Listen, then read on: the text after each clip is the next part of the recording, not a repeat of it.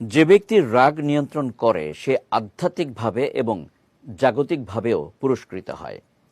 হযরত মুহাম্মদ সাল্লাল্লাহু আলাইহি ওয়াসাল্লাম বলেছেন, যে ব্যক্তি নিজের ক্রোধ চরিতার্থ করার ক্ষমতা থাকা সত্ত্বেও তা সংবরণ করে, আল্লাহ তাকে কিয়ামতের দিন সমগ্র সৃষ্টির সামনে ডেকে আনবেন এবং জান্নাতের যে কোনো হুর নিজের ইচ্ছে মতো বেছে নেয়ার অধিকার দান করবেন।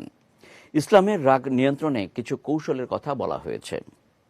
সঙ্গীতা শাহ জানাচ্ছেন বিস্তারিত। সুলাইমান ইবনে সুরাদ রাদিয়াল্লাহু তাআলা আনহু বলেন, দুই ব্যক্তি রাসূল সাল্লাল্লাহু আলাইহি ওয়াসাল্লামের কাছে বসে পরস্পর গালাগাল করছিল। তাদের একজনের চোখ লাল হয়ে উঠল ও গলার শিরা ফুলে গেল। তখন রাসূল সাল্লাল্লাহু আলাইহি ওয়াসাল্লাম বলেন, আমি একটি বাক্য জানি, যদি সে তা পড়ে তবে তার এই অবস্থা কেটে যাবে। সে বাক্যটি হলো, আউযুবিল্লাহি মিনাশ শাইতানির রাজিম। বাংলা অর্থ, আমি আল্লাহর কাছে অভিশপ্ত শয়তান থেকে আশ্রয় প্রার্থনা করছি।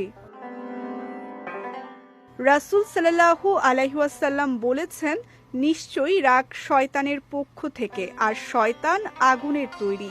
নিশ্চয়ই পানির দ্বারা আগুন নির্বাপিত হয়, সুতরাং তোমাদের কেউ যখন রাগান্বিত হয় সে যেন তখন ওযু করে। রাসূল সাল্লাল্লাহু আলাইহি ওয়াসাল্লাম বলেছেন, যখন তোমাদের কারো রাগ হয় তখন সে যদি দাঁড়ানো অবস্থায় থাকে তবে যেন বসে পড়ে। যদি তাতে রাগ চলে যায় ভালো, আর যদি না যায় তবে শুয়ে পড়বে।